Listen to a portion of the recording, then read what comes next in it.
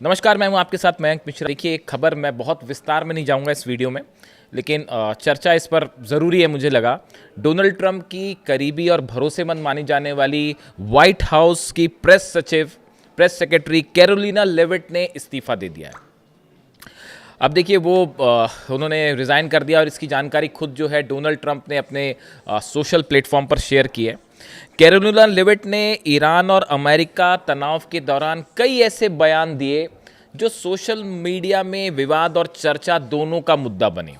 देखिए, चूंकि white house की तरफ से जितने बयान आ रहे थे, वो सारे के सारे बयान जो हैं वो प्रेस सेक्रेटरी रिलीज़ करते हैं ज़्यादातर। तो कैरोलिना लेविट जो है वो अक्सर पत्रकारों के सामने आती हैं और ईरान को लेकर तरह तरह के बयान देती, तो वो हम सब सुनते, मैं भी उन्हें फॉलो करता और सुनता कि भाई क्या कह रही हैं वो। अब व्हाइट हाउस की प्रेस सचिव कैरोलिना लेविट ने ईरान और अमेरिका के तनाव के दौरान ईरान के दिवंगत सर्वोच्च नेता अयातुल्ला अली खामनेई साहब को लेकर कई ऐसे बयान दिए थे जो सोशल मीडिया में बड़े विवाद का विषय भी रहे और वायरल भी हुए। एक प्रेस ब्रीफिंग के दौरान उन्होंने खामनेई साहब को अयातुल्ला अल्लाह खामेनेई भी कह दिया था, जो सोशल मीडिया में बहुत वायरल हुआ। वो एक प्रेस कॉन्फ्रेंस कर रही थी, इस दौरान उन्होंने बयान दिया और खामेनेई साहब के लिए जो है उन्होंने अयातुल्ला अल्लाह खामेनेई शब्द का प्रयोग किया। ये बात बताती है, अली खामेनेई साहब को लेकर जो बयान उन्होंने दिया, जिस शब्द का जैसे उन्होंने प्रयोग किया, ये इस बात को बताता है कि मेरी हमेशा से एक धारणा रही उनके बारे में। एक तो वो सिर्फ 28 साल की हैं इस वक्त, और मुझे हमेशा ये लगता कि उनकी जानकारी खासकर मिडिल ईस्ट के बारे में और ईरान के बारे में बेहद कम है। मतलब ऑनेस्टली स्पीकिंग, मैं हमेशा फ्रैंकली बात करता हूँ आपसे, तो उनकी मैं जब भी बातें सुनता तो मुझे हमेशा ये लगता कि इनकी जानकारी बेहद कम है। मैंने उनके कई बयान सुने, कई बयान ऐसे भी थे जो कि उन्होंने अली खामेनेई साहब का नाम नहीं लिया लेकिन उनका जिक्र किया, और जिक्र के दौरान उन्होंने जिस तरह से उनके बारे में चर्चा की वो बेहद अपमानजनक था।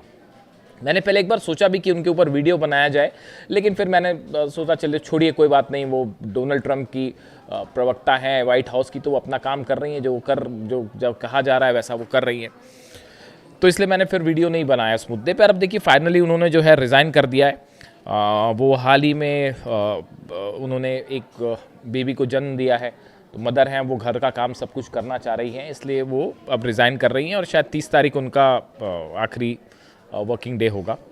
करीब 20 महीने तक कैरोलिना लेविट व्हाइट हाउस में राष्ट्रपति डोनाल्ड ट्रंप की सबसे भरोसेमंद प्रवक्ता रहीं। प्रेस कॉन्फ्रेंस के दौरान जब भी ट्रंप की नीतियों, फैसलों या विवाद पर मुश्किल सवाल पूछे जाते तो उनका जवाब देने की जिम्मेदारी अक्सर लेविट ही संभालती थी। जब भी मामला इधर उधर हो जाता और कुछ ऐसा हो जाता जिस पर जवाब देना है, तो वो खुद जो है संभालती। उन्होंने कई बार ट्रंप का आक्रामक तरीके से बचाव किया और मीडिया के सवालों का तीखे अंदाज में जवाब दिया, जो सोशल मीडिया में वायरल रहा। देखिए, उनके जितने वो बयान देते उससे ऐसा लगता कि उनका ख्वाब था कि भाई ईरान को अमेरिका हरा दे, लेकिन कई ख्वाब जो हैं वो कभी पूरे नहीं होते, इसीलिए वो ख्वाब होते हैं, सपने सपने ही रह जाते हैं, कुछ सपने कभी पूरे नहीं होते। तो कैरोलिना लेविट जो है, उनका ये एक सपना रहा होगा कि अमेरिका जो है ईरान को हरा दे और उसके बाद शायद वो प्रेस कॉन्फ्रेंस करें, लेकिन वो ख्वाब पूरी तरह से टूट गया। हुआ उल्टा कि जंग में जीत ईरान गया, जो शायद इन्होंने सपने में भी नहीं सोचा होगा। खैर, तो वो हो सकता है दुखी हो इस बात को लेकर। प्रेस ब्रीफिंग के दौरान पत्रकारों के साथ उनकी कई बार तीखी नोकझोंक हुई, जो सुर्खियों में हुई। काफ़ी वीडियो उनके वायरल हुए, जो जर्नलिस्ट हैं उनके साथ उनकी तीखी नोकझोंक होती। एक प्रेस कॉन्फ्रेंस में उन्होंने सवाल पूछने वाले एक रिपोर्टर को वामपंथी सोच वाला और पत्रकार के नाम पर कलंक कह दिया था। इस बयान को लेकर काफ़ी विवाद हुआ था। एक प्रेस कॉन्फ्रेंस हो रही थी, एक जर्नलिस्ट थे, तो उन्होंने कुछ सवाल पूछा होगा, तो कैरोलिना जो है वो नाराज़ हो गई और उन्होंने उस जर्नलिस्ट को लेफ्ट की सोच वाला यानी वामपंथी सोच वाला कह दिया और पत्रकार के नाम पर कलंक कह दिया, जिसका जो है सोशल मीडिया पे बयान काफ़ी वायरल हुआ और उनकी काफ़ी आलोचना भी हुई थी। लेविट कई बार मेन स्ट्रीम मीडिया पर पक्षपात का आरोप भी लगाती थी। कई बार वो उन्होंने इस तरह के आरोप लगाए। डोनाल्ड ट्रंप भी कई बार ये कहते हैं कि आप बायस हैं, या फेक न्यूज़ करके वो कई बार कहते हैं कई चैनल्स को, तो वो कैरोलिना लेविट भी उस तरह की कई बार आरोप लगाए उन्होंने कई चैनल्स पे, कई पत्रकारों पे कि आप फेक पत्रकारिता करती हैं वगैरह वगैरह। उनका ये कहना कि कुछ मीडिया संस्थान ट्रंप सरकार के खिलाफ एजेंडा चलाते हैं, ये कई बार उनकी तरफ से बयान आए कि जो है ट्रंप को बदनाम करने की कोशिश हो रही है, इस तरह के भी उनके बयान हैं। और उन पर ये भी आरोप लगते थे कई बार कि पत्रकारों के सवाल से बचने के लिए वो पत्रकारों पर जो है व्यक्तिगत एलिगेशंस लगाती हैं। इस तरह की भी खबरें कई जगह छपी हैं। उनका एक और फैसला जो था वो बड़े विवादों में रहा। ये उस समय विवादों में आई थी जब एक एजेंसी ने उनको जो है प्रेस पूल से बाहर कर दिया गया था। प्रेस पूल क्या होता है कि डोनाल्ड ट्रंप जैसे एयरफोर्स वन में कहीं ट्रैवल करते हैं, विदेश जाते हैं, तो पत्रकारों का एक ग्रुप उनके साथ जाता है और वो उन विजिट से संबंधित, ट्रंप से संबंधित सारी खबरों को छापता है या दिखाता है अपने चैनल्स में। तो वो प्रेस पूल से उन्होंने एक एजेंसी को बाहर कर दिया और उसकी वजह ये थी कि डोनाल्ड ट्रंप सरकार की इच्छा थी भाई कि गल्फ ऑफ अमेरिका नाम दिया जाए, लेकिन वो गल्फ ऑफ मैक्सिको को गल्फ ऑफ अमेरिका नाम दे दिया जाए, लेकिन वो प्रेस एजेंसी जो है वो गल्फ ऑफ मैक्सिको का ही जिक्र करती रही, जबकि डोनाल्ड ट्रंप चाह रहे थे कि gulf of Mexico gulf of America कहा जाए। तो प्रेस एजेंसी ने मना कर दिया कि नहीं, हम तो उसको गल्फ ऑफ मैक्सिको ही कहेंगे। तो इस बात से नाराज़ होके जो है वो उस न्यूज़ एजेंसी को ही प्रेस पूल जो है डोनाल्ड ट्रंप का उससे बाहर कर दिया गया था। तो उनके काफ़ी सारे बयान जो हैं वो हमेशा चर्चा में रहे। अब फाइनली उन्होंने जो है वो फाइनली उन्होंने रिज़ाइन कर दिया है। और देखिए,